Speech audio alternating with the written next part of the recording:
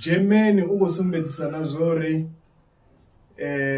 u tambudzwa ha vhana na vhafumakadzi zwi khou andesa. Ri dzula ri na case vhege iṅwe na iṅwe ya munna o vhulayaho musadzi ngo to ralo hafha Venḓa.